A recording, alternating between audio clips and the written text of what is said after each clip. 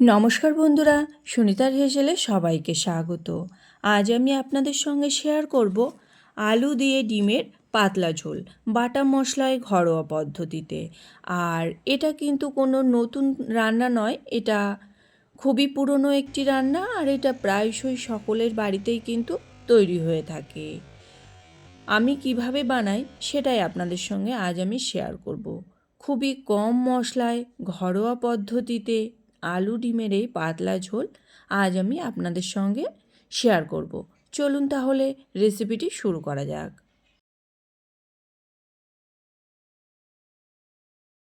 এখানে দেখুন, আমি প্রথমেই ডিম নিয়ে নিয়েছি।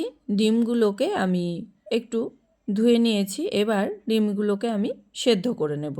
তার জন্য ওভেনে আমি একটা কড়াই বসিয়ে দিয়েছি, তাতে ডিমগুলোকে দিয়ে দেব প্রথমেই।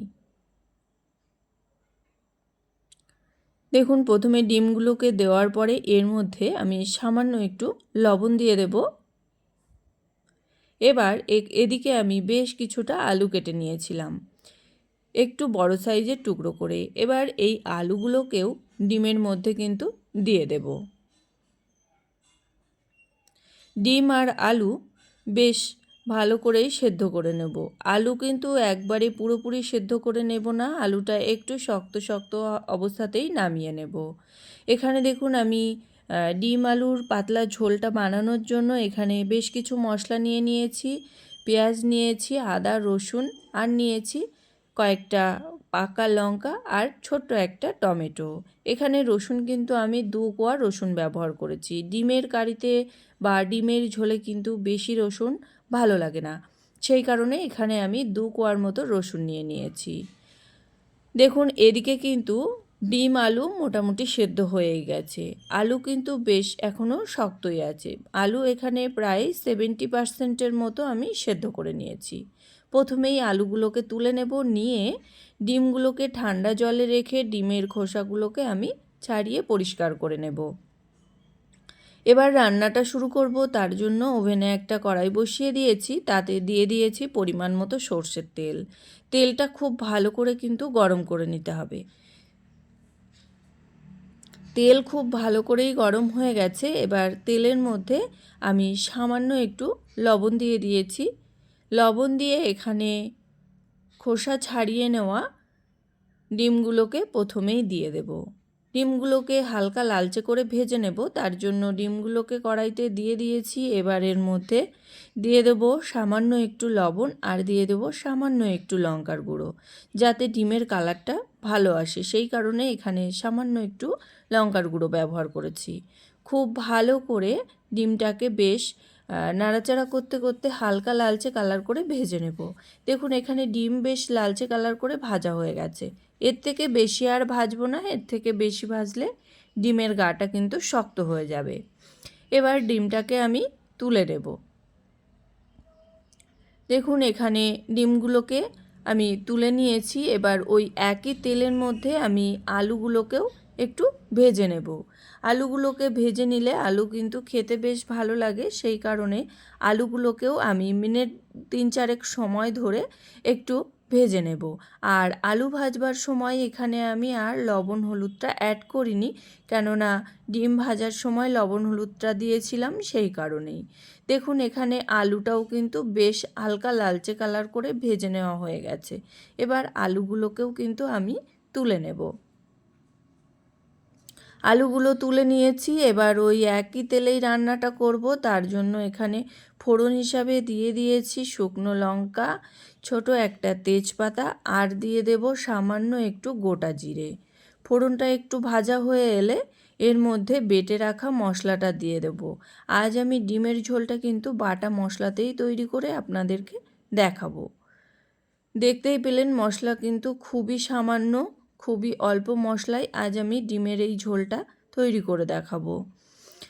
খুব ভালো করে মশলাটাকে কিন্তু প্রথমে তেলের সঙ্গে একটু মিশিয়ে নিয়েছি। মশলাটা খুব ভালো করে কষিয়ে নেওয়ার জন্য এখানে একটু জল দিয়ে দিয়েছি, আর দিয়ে দেবো স্বাদ অনুযায়ী লবণ, পরিমাণ মতো একটু হলুদ গুঁড়ো, আর দিয়ে দেবো সামান্য একটু কাশ্মীরি লঙ্কার গুঁড়ো।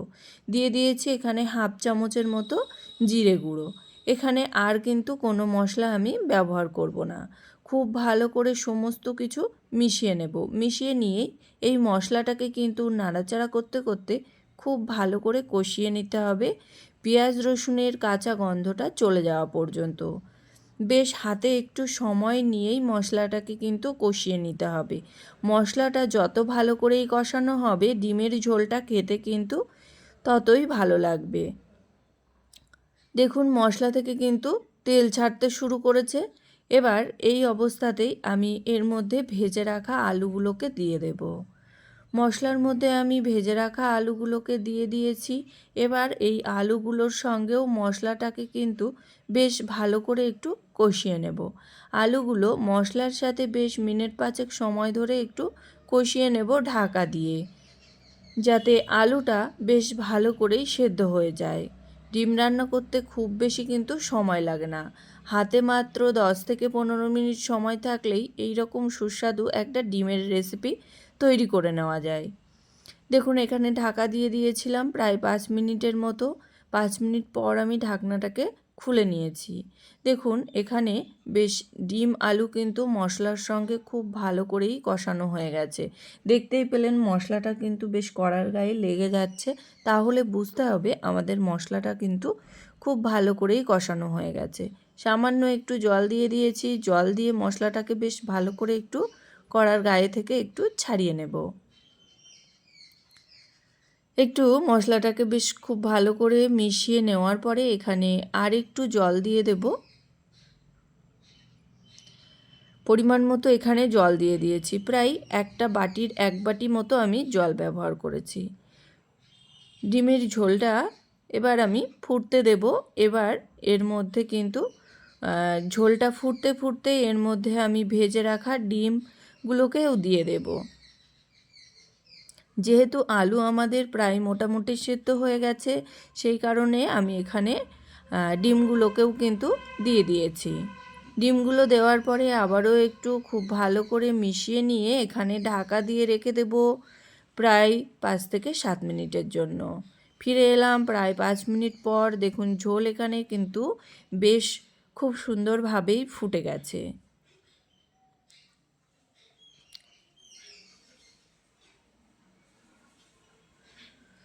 ঝোল কিন্তু খুব সুন্দরভাবেই ফুটে গেছে আর আলুও কিন্তু একবারেই সুসিদ্ধ হয়ে গেছে। দিয়ে দিয়েছি সামান্য একটু গরম মশলা গুঁড়ো। গরম মশলা গুঁড়োটা দেওয়ার পরে আবারও কিন্তু বেশ ভালো করে একটু নাড়াচাড়া করে নেব।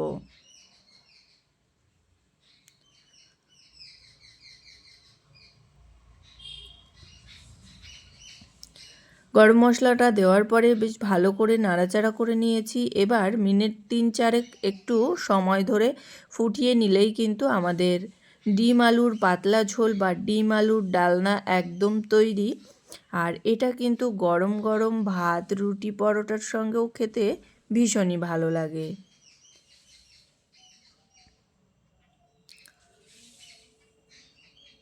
দেখতেই পেলেন কত সহজেই এই ডিম আলুর পাতলা ঝোল কিন্তু তৈরি হয়ে গেল। ঘরোয়া মশলায় ভীষণই সুস্বাদু একটা রেসিপি। এটা যে কোনো দিনেই কিন্তু বানিয়ে নেওয়া যায়। তাহলে বন্ধুরা আমার এই ডিম আলুর পাতলা ঝোলের রেসিপি আপনাদের কেমন লাগলো অবশ্যই কিন্তু কমেন্ট করে জানাবেন। যদি ভালো লেগে থাকে তাহলে একটা লাইক করবেন আর সাবস্ক্রাইব করে পাশে থাকার অনুরোধ রইল। আজকের মতো এই পর্যন্তই। আবার দেখা হবে নতুন কোনো রেসিপি নিয়ে। ভালো থাকবেন, সুস্থ থাকবেন। ধন্যবাদ।